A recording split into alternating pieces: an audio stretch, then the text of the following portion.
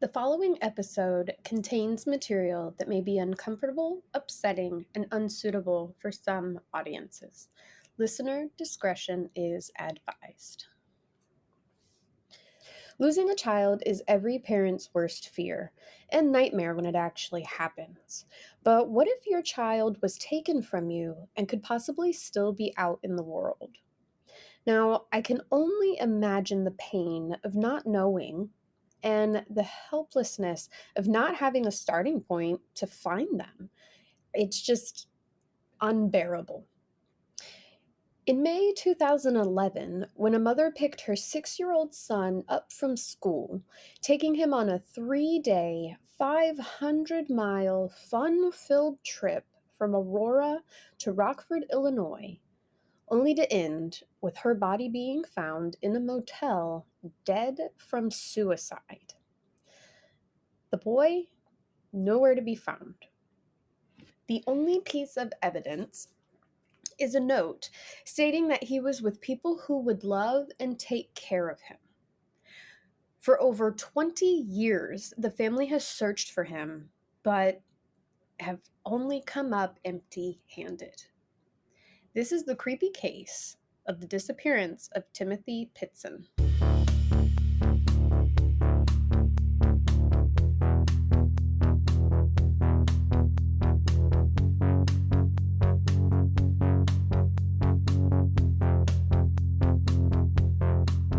Hello, fellow fiends! Welcome to the Season 7 premiere of Creepy Cases and Spooky Spaces. I am your host, Cassie Opea, and I am so excited to be back and bringing you the creepiest and spookiest content. This season is going to be packed with some of the most amazing stories, so be sure to follow on your favorite podcast platform and or YouTube so you're notified of all episodes. Also, follow along on the socials for all news and update and content not featured on the podcast. If you subscribe to the Patreon or Anchor, which you can do for as little as $5 a month, you can get bonus episodes every other week, a merchandise discount code that's good on all of the Wiccan Fae store items that you can find at pizzaandpigtails.com. You also get a welcome swag box with creepy and spooky merchandise and my undying love and appreciation. If you'd like to support without subscribing, because I totally know that times can get tough and you can't always commit to a monthly commitment. I do have a Cash App and a Venmo. Also purchasing merchandise, sharing, commenting, following, bringing your people in on the conversation, all that whole, things we do on a daily basis also helps the podcast get seen and, that whole algorithm thing that I just don't understand. So without further ado, let's get to this week's creepy case. Timothy Pitzen was born October 18th, 2004. He was the only child of James and Amy Joan Marie Fry Pitzen. The family lived in Aurora, Illinois.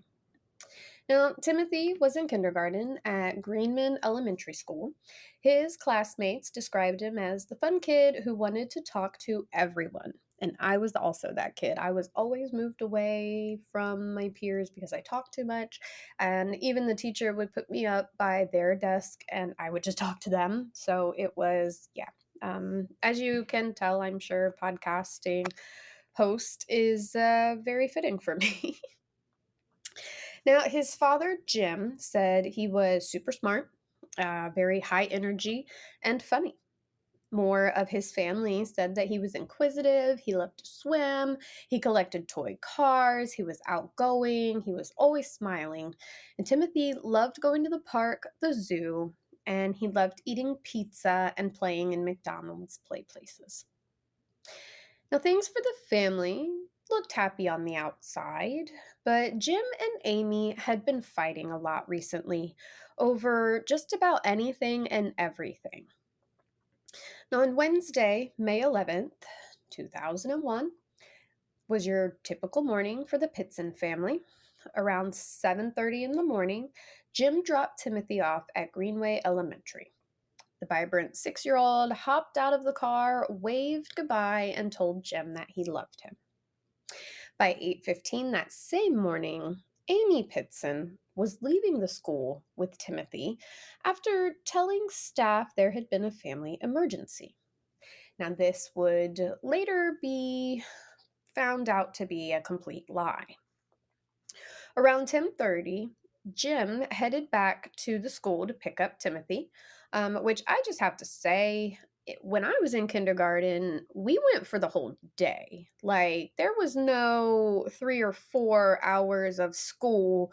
It was like a full 8 hours, and I feel disrespected. Okay. So when Jim showed up, the confused teacher explained that Timothy was already gone.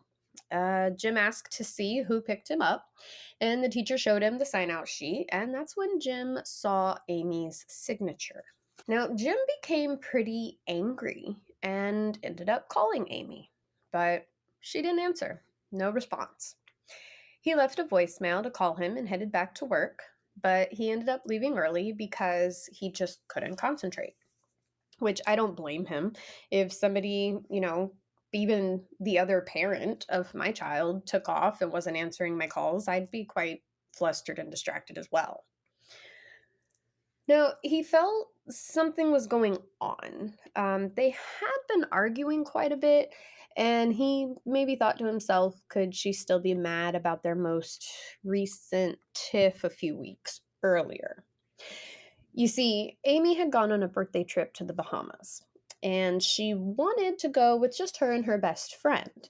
And Jim was a little upset that she didn't want him or Timothy to accompany her. And she basically told him, "You can't stop me." Okay.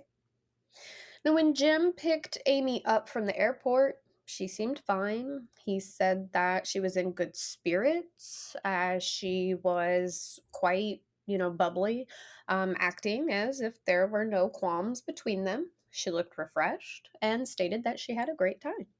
Okay. However, the following week, Amy had actually come home sick from work, and this was the day before Timothy and her had disappeared.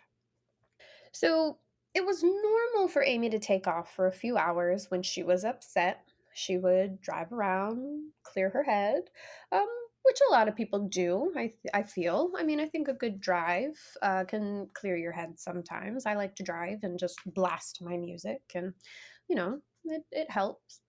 But Jim said that this time was different because this was the first time she would take Tim with her.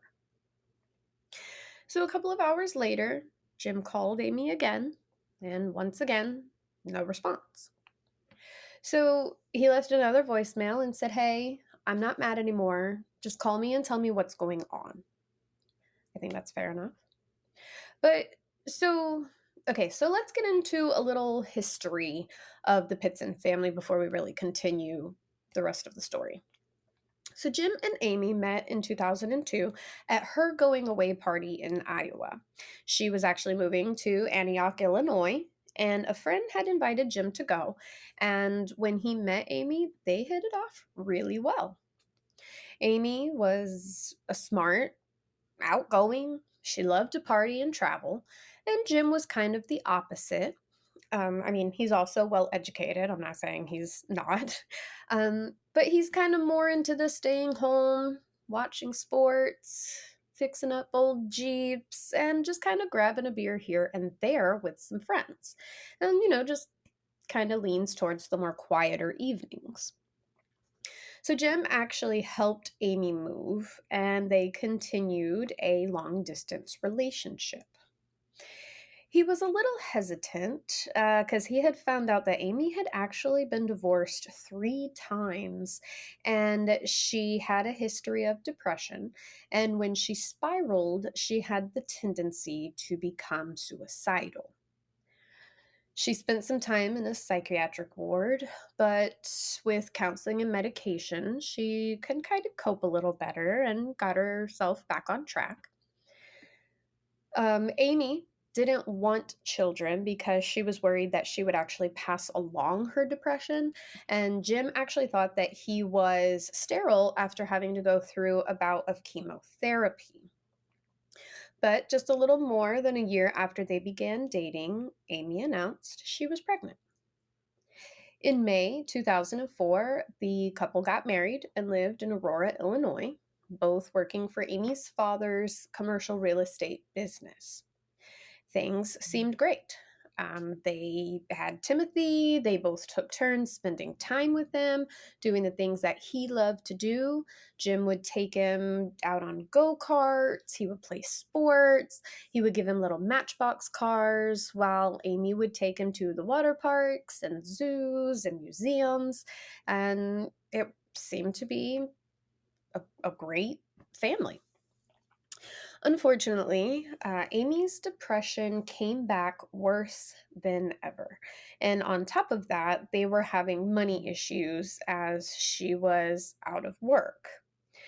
Although she found a job not too long later working in property management, the fighting still continued, and Amy told her family that she felt her marriage was failing. Now, in 2008, they nearly divorced when Jim found Amy had been texting one of her ex husbands with plans to meet up while Jim was out of town.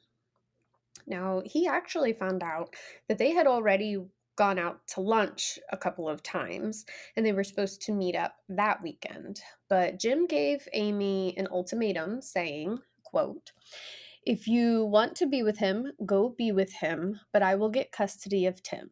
End quote. Maybe this scared Amy because she knew a judge would take Tim due to her history of mental health issues. And Kara Jacobs, Amy's younger sister, stated that that terrified her. Now, Amy decided to stay in her marriage under the agreement that there would be no more communication with any of her exes. Now, back to 2011. Now, more hours passed, and Jim still had no word from Amy, and he was growing more and more concerned. So he called Amy's sister, Kara, who hadn't heard from her either, but she also knew Amy's habits, and she told Jim that Amy and Tim were most likely fine. Now, Jim was actually wanting to call the police, but he kind of held off in hopes that Amy would take the time to calm down, reach out, and come home and talk about things. Once he found that Amy hadn't taken her meds with her, finding full, untouched bottles in the cabinet, leading him to believe that she most likely hadn't been taking her medicine for several days and maybe even weeks, his concern got the best of him, which I don't blame him. So he made that dreadful call to Aurora Police Department. And you'll never guess. The officer told him, give her more time, at least another 24 hours. Which, okay, look, if she was an adult and she was out on her own by herself, fine. However, she has a young child with her. She's been known to attempt suicide. She doesn't have her meds. She's not responding. Like, come on, let's light a fire under something. I don't care what it is. Now, the next day, okay, two officers show up at Jim's office, and I'm so glad they could pull themselves away from whatever they were doing. They took a missing persons report and collected a photo, stating to Jim that they'd file the report, and if something happens, we'll get back to you. If something happens, like, come on now. So Friday afternoon, 2 days after they've gone missing, Amy is finally heard from. Hallelujah, right? Thank goodness. She called her mom, who then called Kara, and telling her that she's fine. Her and Tim are safe, not in danger. She just needed time.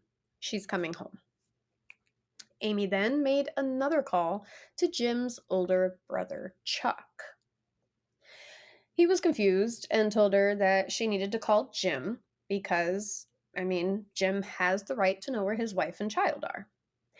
Amy became a little, I guess, offended and said, quote, Tim is my son, and I can do what I want. Timothy is fine. He belongs to me. End quote. Now, as a parent, this kind of irks me because, first of all, your children are not your property. Um, sure, you could say, "Oh yeah, they belong to me. They're mine." Da da da. Da. But you don't like. You can't just do whatever you want with your kids. In my opinion, anyway, they don't belong to you. Now, second, Jim is his father and sounds like a damn good one to me. So she should be happy about that and understand that you're both entitled to know where your child is at all times, because if you want to sit here and be like, "Well, Tim belongs to me." Well, guess what? He belongs to Jim too. In If you really want to go that route with things. Sorry. Get off that soapbox. So, of course, as soon as the phone call ended with Amy, Chuck called Jim and said, "Hey, you should probably call Amy." So he called Amy 3 times, and all 3 times, no answer. So now one source says that Amy had attempted to call Jim, but the call wouldn't go through.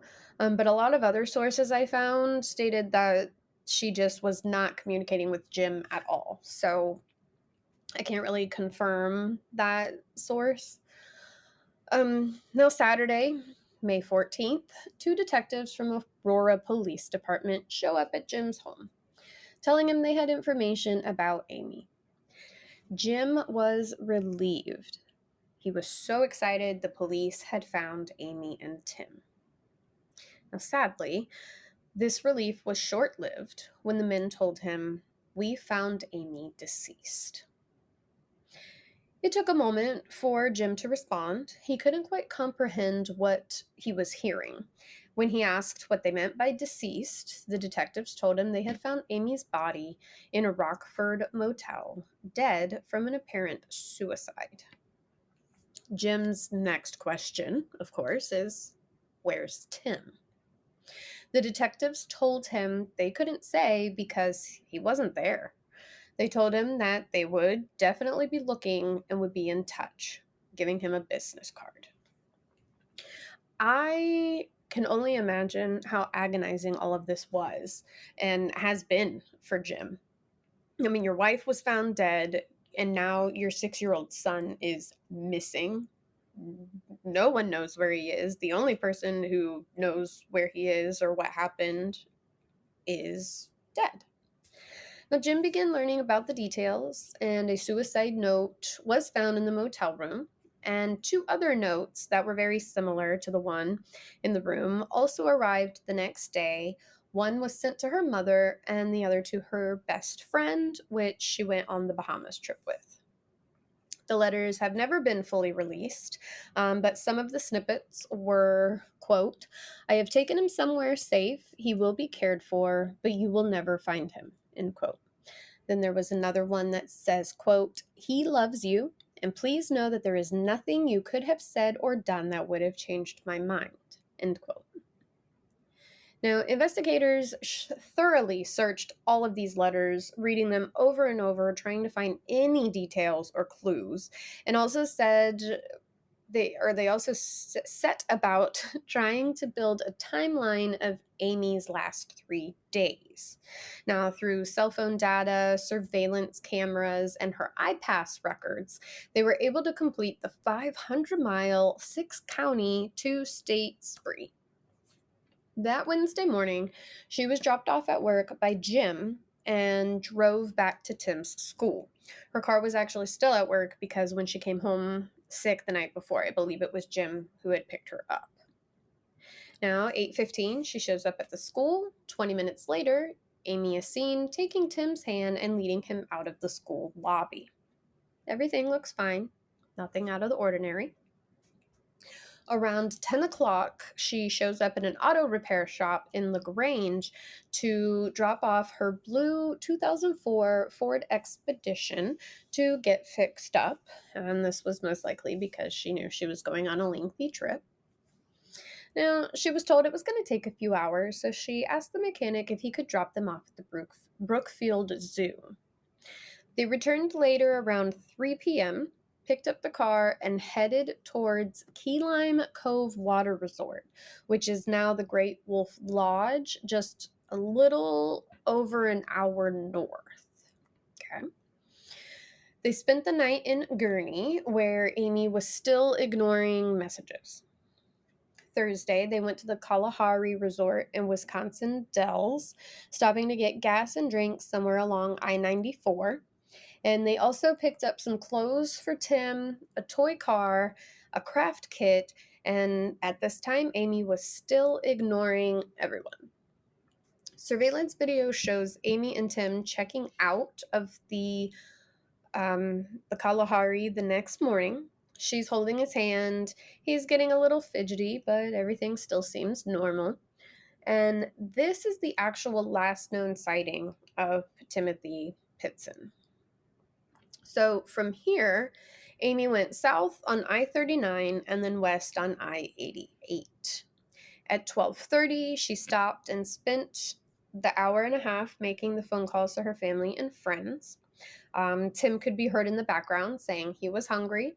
And he spoke to Jim's brother Chuck, but Chuck said that Tim seemed fine. So he didn't seem upset. He didn't seem scared, or, I mean, he's with his mom. So, of course, I don't think that he would have really suspected anything would be happening anyway.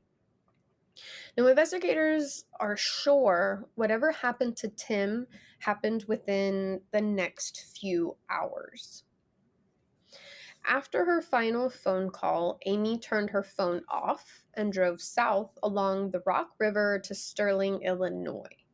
Now, Sterling is about 80 miles west of Aurora, and no one has any idea why she would go there. No one seems to know of anyone she would know. No one seems to know of any reason she would have to be in this area. Now, her iPass shows 2 trips from a few months prior, one in February on the 18th and another in March on the 20th that she didn't mention to anyone. Now, around 8 p.m., a surveillance camera shows her at Sullivan's Food and Winnebago buying milk and crackers, and then another at a dollar store near Rockford buying stationery and envelopes. And these were most likely the ones used to write the letters that she sent out to her family. Between 11:15 and 11:30, she checked into the Rockford motel. Now, once again, Tim is not with her at this time, as the last visual was from hours prior. At 12:30 the next day, 43-year-old Amy Fry Pitzen is found by the maid. Under the bed is the box cutter she used to slash her wrist and her neck. Good thing is, only her blood was found on the box cutter, so, I mean, that's a good thing, right? It wasn't used to harm Timothy. There's a partially consumed bottle of Triaminic and Tim's child identification card, which is kind of worrisome because this is the only thing of Tim's that is found. They noticed that none of Tim's belongings, his clothes, his backpack, his toy, the car set that they had bought while on the road, nothing. They weren't in the motel, they weren't in the car, and so this has left everyone hopeful that he was still alive and all of his belongings were with him. Now, at this time, though, Amy's cell phone is missing. A note to motel staff apologized for having to clean up after her, and some of Amy's clothes are found in the hotel room, but that's really all that is there. Now, the next day, officers from Aurora Police Department, FBI agents, and even the U.S. Marshal Services set out on searches of roads, parks, anywhere they could get to along I-88 and I-39, looking for any clues that could lead them to Tim. But sadly, nothing turned up. Flyers were placed all over the routes she took. Jim went on the news to ask for Tim's return, and potential sightings were reported, but nothing has ever panned out. 3 months into the investigation, agents confirmed blood in the backseat of the truck belonging to Tim, but the family explained that he actually had a severe nosebleed a few months before he went missing. So they think that that's where that came from. And his child seat is also missing. Investigators say that the vehicle had been parked in a grassy area, possibly near a stream, close to a highway. Under the car, there were weeds, grass, and dirt, but the dirt wasn't actually from the area that because it contained anhydrite, which isn't in the dirt found in like Aurora. It's found in other areas. Now, in 2013, Amy's phone was actually found alongside Illinois Route 78 north of Mount Carroll. I couldn't find anything about if there was anything on the phone, but of course, being found 2 years later, it's probably, I mean, I don't know what you could really pull from it. In 2014, in Rockton, Illinois, a woman claimed a boy who looked exactly like Tim was seen at her garage sale. She said that the boy would have been about 9 years old, but of course, unfortunately, this was never confirmed, or they were never really able to follow the lead because, I mean, the boy showed up at a yard sale and there wasn't really any way to kind of track him or, follow up. In 2019, a 14-year-old boy appeared in Cincinnati, Ohio, saying he had slipped away from two men who had been holding him captive and he just wanted to go home.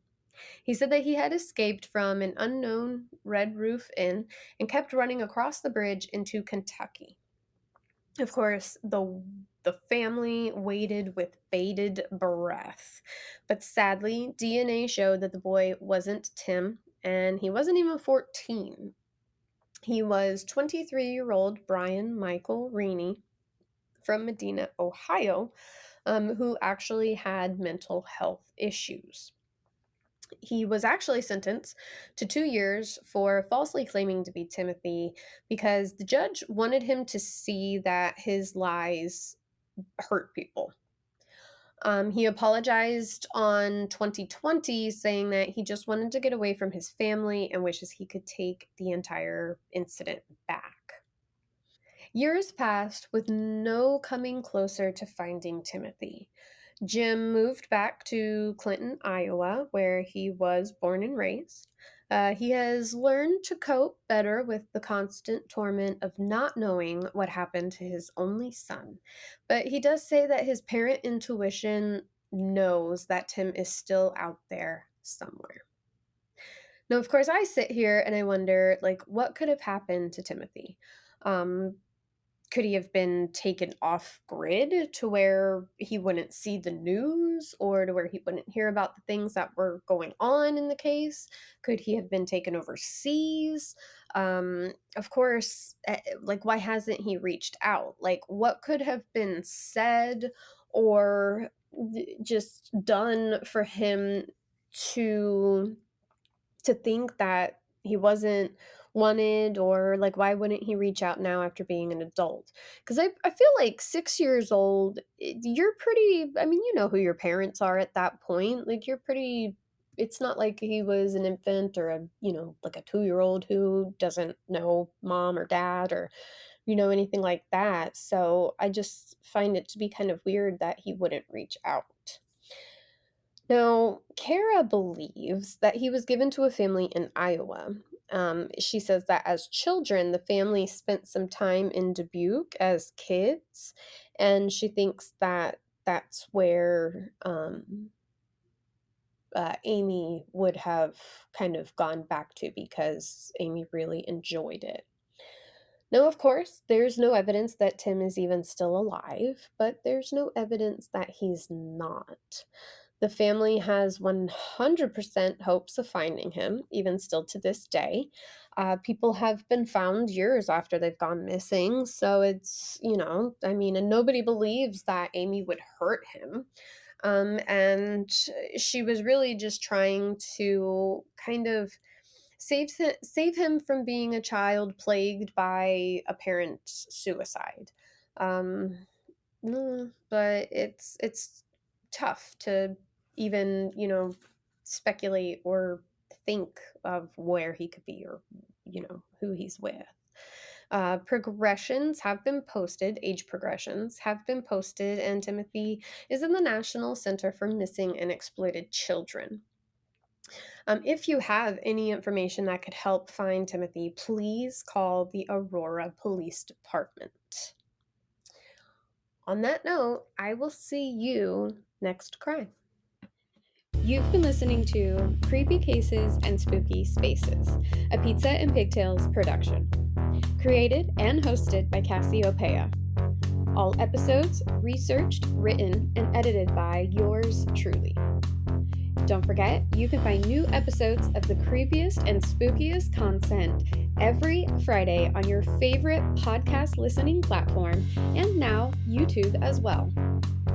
Subscribe to the Patreon page or the Anchor.fm page for as little as $5 a month for bonus episodes every other Tuesday, a merchandise discount, and a Creepy Cases and Spooky Spaces thank you swag box. You can also support without subscribing through the Cash App and Venmo.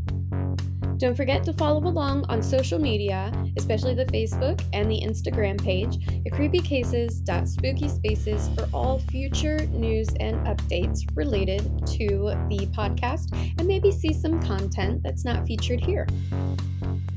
Like, comment, and share with your fellow fiends to get that conversation started. And on that note, I'll see you next crime.